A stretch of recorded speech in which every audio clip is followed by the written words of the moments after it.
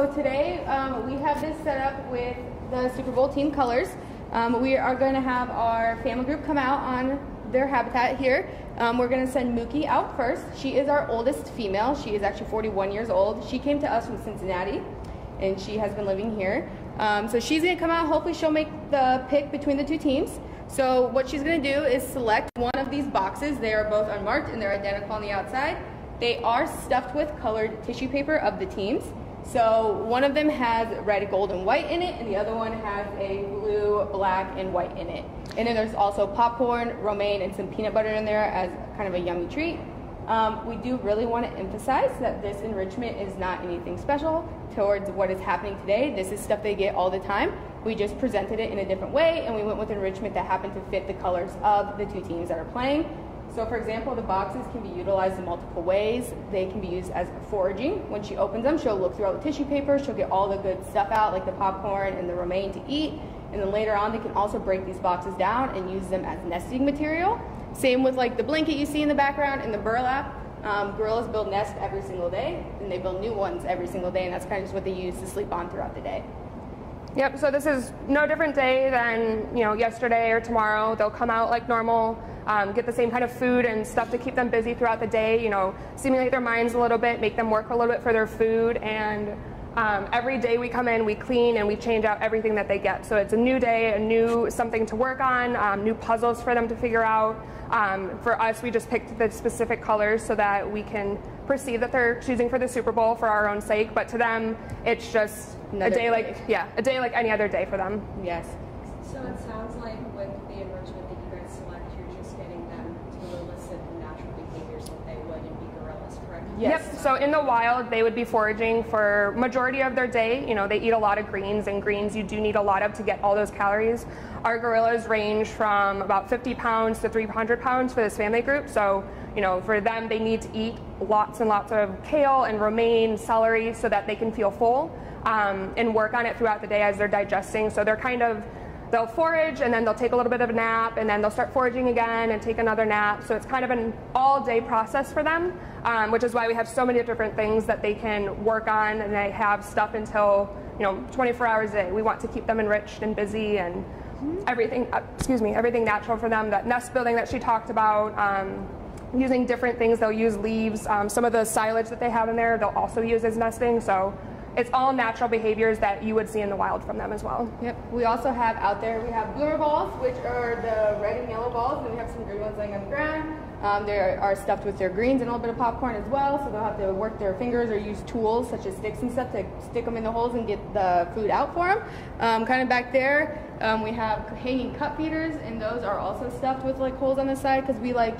Abby was talking about, we like to challenge them to use those natural behaviors and instincts. So we never want to give them anything that they're able really to just to go in and pull all their food out. We want to challenge that critical thinking that they are very capable of.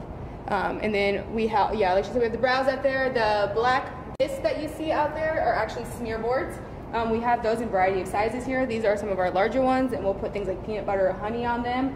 Our smaller ones we'll actually use have very small holes, and so they'll have to use things like sticks and all that to forage and get all that good, like the goodies out of those. So. Yeah, and you can also look up high, and we have, we call them pulley feeders, but it also encourages them to go up in the trees, use that natural, that foraging ability and going up and being arboreal animals. They are lowland gorillas, however, they do climb trees. They can build nests up high. We do have these hanging hammocks and stuff that they'll bring those nests into as well. So they can forage and stay anywhere in the exhibit, and we just kind of want to encourage them to use every part so that there's not empty space or wasted space for them.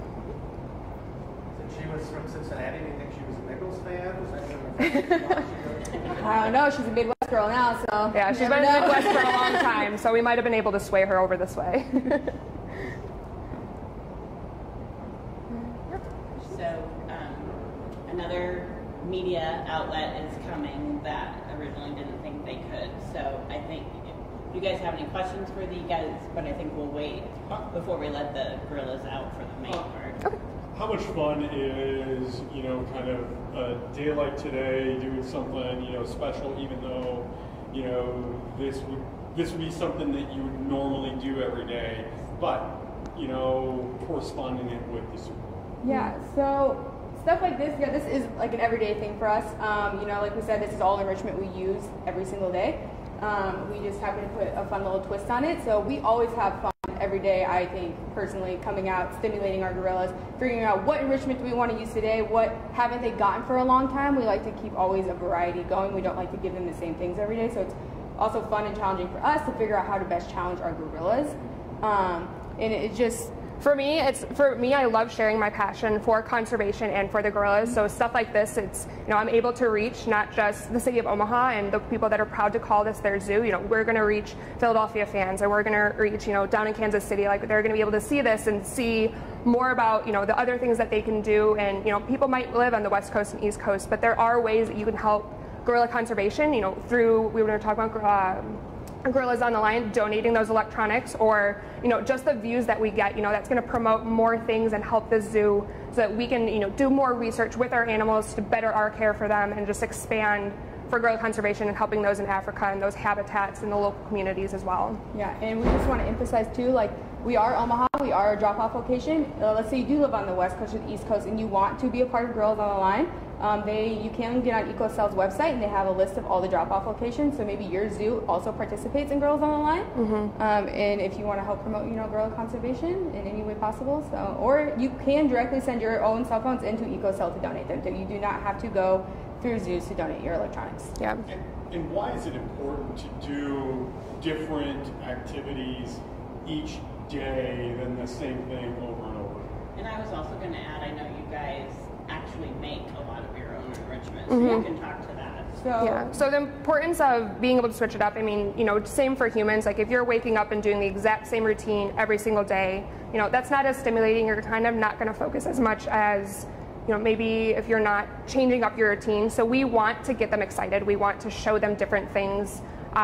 So challenge their brains a little bit. You know, it's kind of like teaching kids, like, when they're learning things, like, they have to learn how to manipulate these enrichment items. So it's, even if it's an old enrichment item, we found ways to, you know, improve it or add modifications so that, you know, last week they might have just gotten plain cup feeders on the outside of the door, but, you know, this week one of our keepers actually made those covered cup feeders inside. She used, you know, scraps that we had and put it together so that it's a little bit more challenging to them, but it's old information that they already learned and they just kind of had to add on to it and figure out a different way, similar to how they would in the wild. You know, it's never the same day for them in the wild. They have to, you know, keep foraging and keep trying to find new ways for food or new places for food. So we want to encourage that same thing here as well. Yes, and we do take a lot of pride that we do make a lot of our own enrichment for our animals. So we like to recycle a lot of materials that we may have used for one thing and then we don't need it for that anymore. We're like, how can we turn this into something stimulating for our gorillas and recycle it instead of just throwing it away?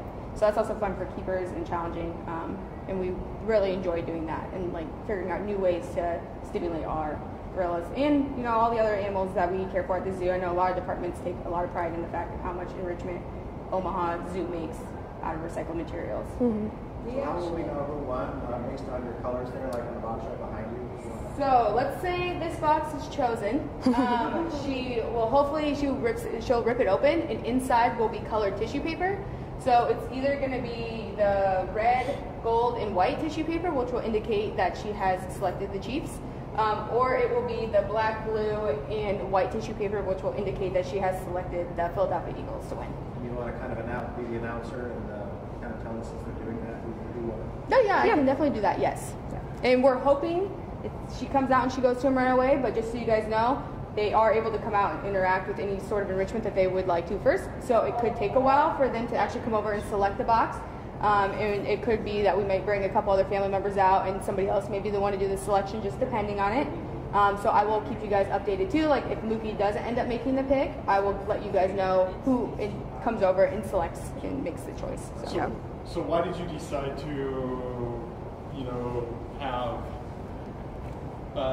conceal it in a way, you know, just with the colored tissue papers instead of, you know, painting the logos on the side of the box? Yeah, I think the colored tissue paper inside the box just adds a little bit more kind of suspense to who it is she's picking.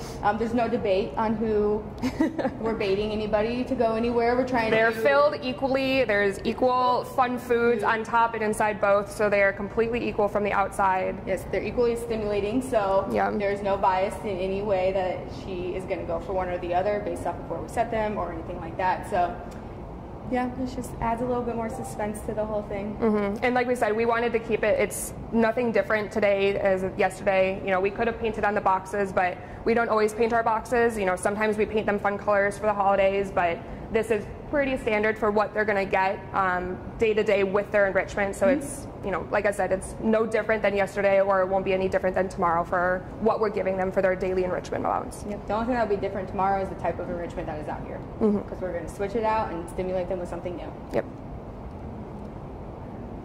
So I think we're ready to.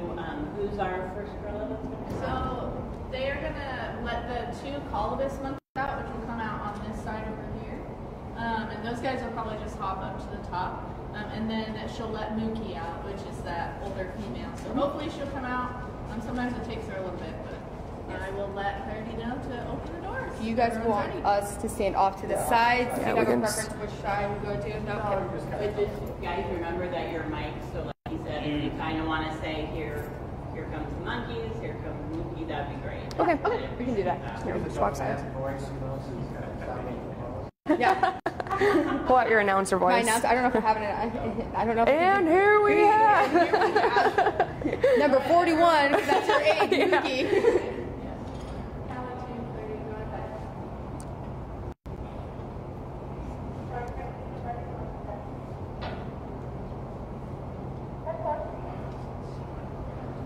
I really hope the monkeys don't come over here. I don't think they will, because they don't normally On the off come. chance they do, I guess they make the pick. Yeah.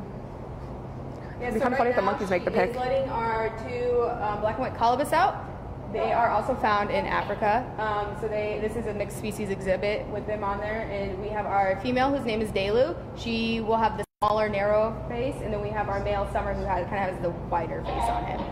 So this is Summer that came out first, and Delu's the one that came out on top of the rock, or the tree.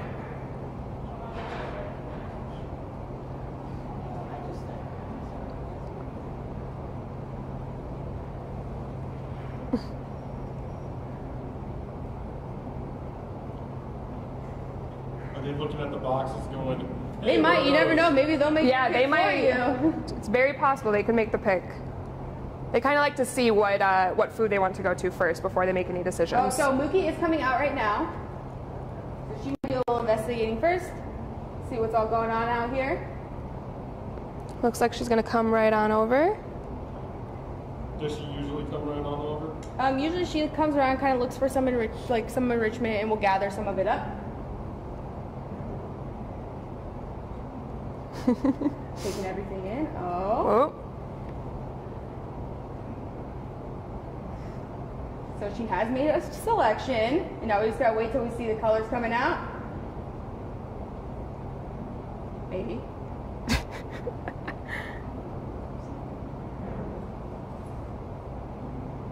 Oh, I see some colors sticking out the corner down there. should probably dump it and run. Nope. Well, if you look, there's definitely red sticking out down there. So Looks like she's chosen Kansas City Chiefs. she has, and here comes Tombo. Tombo picked it.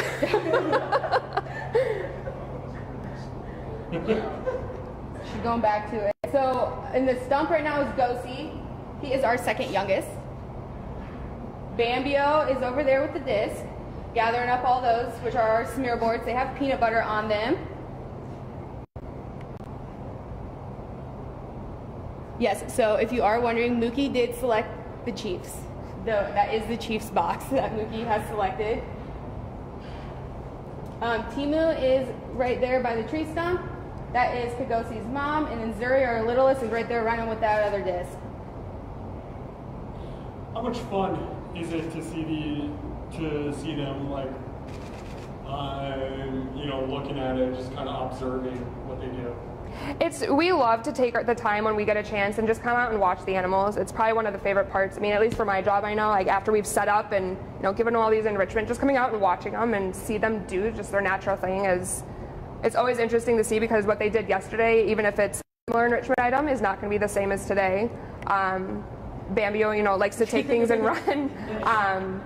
And she likes to, sometimes she'll juggle stuff and she'll have things in her feet, both hands, and she's running across, or Zuri will take stuff and run up high. So, it's a different thing every single day for them, and it's always exciting to know what they're going to do. Tombo will just look at you. Yes. He is just right now kind of being like, hey. This is me. I don't know, that punch, does that mean he is a Philadelphia fan or not? He might be. It looks like it might be a house divided because Bam did run off with the Philadelphia Eagles box. So maybe we do have a house divided when it comes to this family group.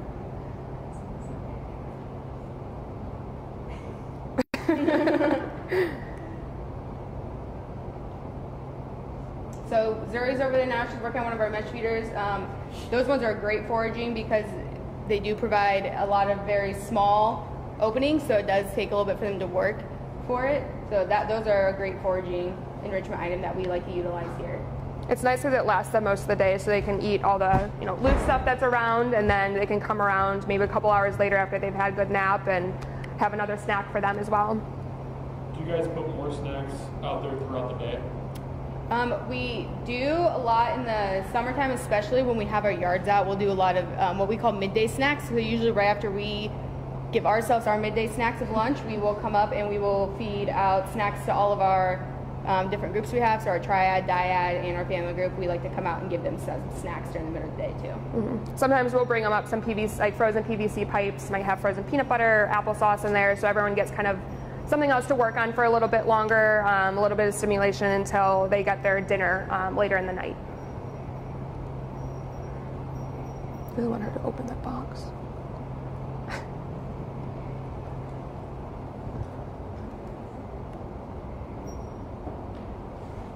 Get in there, Zuri. There you go. There you now go. you can see all the paper. So that's sibling playfulness right Yes. there that you just saw. They are brother sister. They have different moms, but they do have the same dad.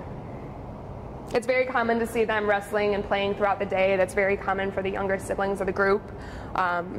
Especially when they don't want to share their food items, you will see a lot of tackling and shoving to the ground to get whatever item that they do have in their hands at the time.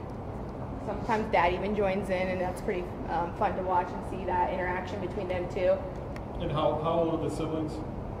Kagosi is 6 years old, and Zuri's birthday is actually coming up, and she'll be 4. It is May 5th. May 5th, yes.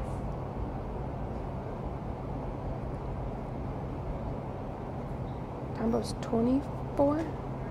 I don't remember. I remember too, he's 95. Yeah. So Tombo, our male here, he actually has a twin brother at the zoo, which is also pretty cool and also unique. And that is Ngoma, and you can see him a lot in the summer. He'll be out in the main yard most of the time with our triad group.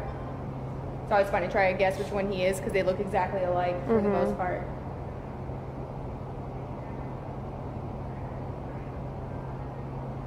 So it's playing Guess Who's Boo? They have different personalities, or can you tell? They do have different personalities. Tombo is a little bit more level-headed, a little bit more go with the flow. Ngoma does like to display a lot more, show off for the keepers. You know, he likes to throw stuff around. They both love training. What else can you say about the two of them? That's pretty good. Yeah. Do you have a favorite? I'm putting you on the spot right Do here. I have a favorite? Yeah, Audrey, who's your favorite? My favorite. I am slightly biased towards one of our girls. I greatly enjoy working with all of them, but one of them has won my heart over slightly more, and that would be Timmy. He is our largest gorilla that we have here. You will see him a lot more in the summer as well. He lives in our dyad group, so he goes in the grotto a lot. He just weighed in at 498 pounds. Yeah, so he just weighed in at 498 pounds, and we were talking about how much food it takes to satiate these guys. For him alone, he eats about 44 pounds a day, is what he gets.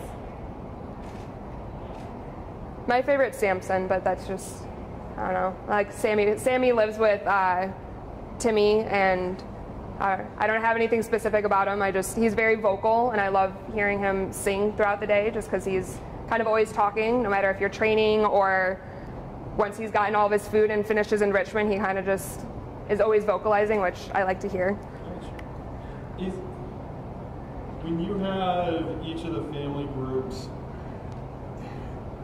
is it that some of them will be in here at like one time, or will you have them all like in this area, or how do you kind of? So the family group stays as their group. We don't. They're not they call it fission fusion. So we don't really. They don't swap out family members like chimps will do. They kind of choose who they want to hang out with. They are an established family group, and they will stay. Like Tombo will always stay with these guys unless like breeding recommendations change. However, like the triad group, those three, they stay together. We don't really switch up the groups because they have an established, But you won't put two family groups in here at one time, or will you? No. Nope. Yeah, so they'll stay and they only stay with this group. The triad will only stay with them. Like we'll switch out, like sometimes if only 2 boys will go in that yard, or we'll swap what yard they can go into, so the family group can also go into the large outdoor yard or the smaller grotto yard. Individuals from the bachelor groups can come into this yard.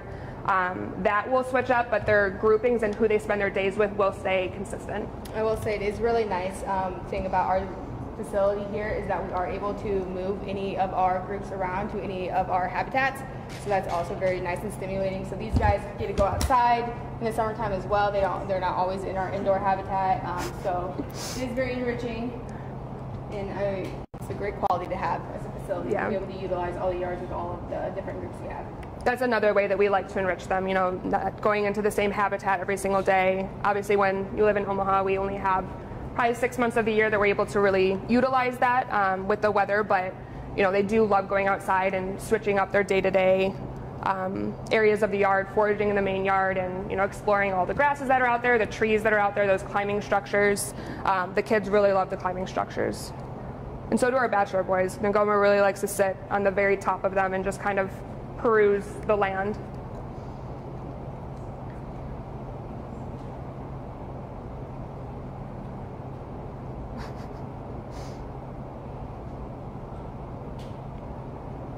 In the summer, we'll give them more browse.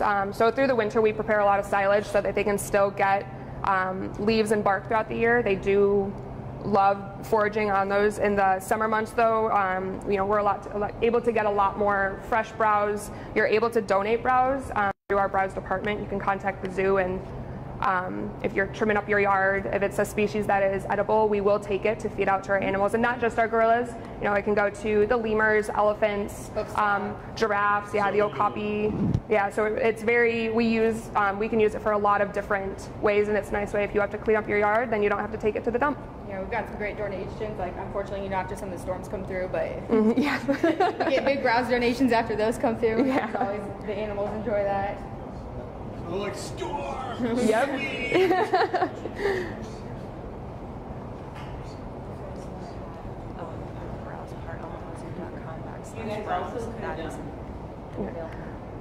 If you do want to donate browse, you can contact omahazoo.com/browse, and there's all the information on who to contact and how to contact for pickups, drop-offs. You can drop it off yourself, or we will come and pick it up as well. And kind of building on that, also when we were talking about gorillas on the line earlier, if you do want to learn more about that and what it can be taken, you can go to ecocell.com, and it will bring you up a list of all the devices accepted on there as well. And like again I said, it shows you all the drop-off locations. So if you are seeing this and you don't live in the Omaha area, it can give you the other facilities you are able to bring your phones to and drop them off at. And as far as enrichment items go, the zoo does have an Amazon wish list. Mm-hmm. Yes. That we love. The Omaha community has been very supportive of, and our individual keepers and all their wonderful ideas for enrichment. There can be all kinds of things on that list. Mm-hmm. Yes, like I said, we are always trying to find new and creative ways to stimulate and encourage these animals to use those behaviors. So we did also have a question about, so it was,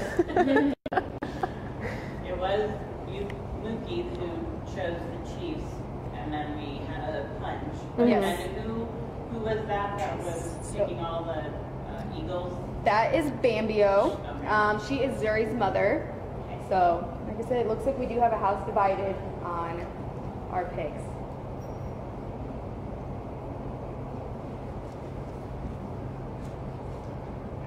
How long do the children usually stay in the family before, you know, they will either try to mate or,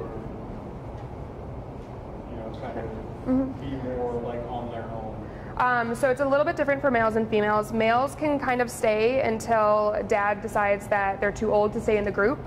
There is, like I said, only one silverback that will stay in the family group. So once Kagosi gets old enough, and if Tombo, you know, is showing that he's not tolerating him being around, so all zoos work with it's called the SSP, the Species Survival Plan. So that's based on breeding recommendations. So there's a group that looks at all of the genetics of the gorillas that are housed in AZA zoos, which is the Association of Zoos and Aquariums. And aquariums, thank you. I'm saying American, that's not right. So they look at the genetics because we want to make sure that we have the most genetically diverse animals. So they will look at it and see, you know, once Tombo's showing if Kagosi is, you know, it's time for him to leave. It's common for them, like we have those bachelor groups here, it's common for them to form that in the wild, so we replicate that, and so they'll look at those genetics and see, you know, what other bachelors he might be around the same age as, and that he can be paired up with, and he might be sent off to another zoo. Zuri will stay kind of until she gets a breeding recommendation. Either she'll join another family group, she can make a new family group, or one already established one, but she'll stay, I think it's about 8 to 10 that they can kind of stay until they're mature enough. She won't get kicked out the same way that Kagosi would, but we will move her because we want, you know, for, like I said, genetic variation. The SSP will tell us where she should be going to have the best genetic variabilities.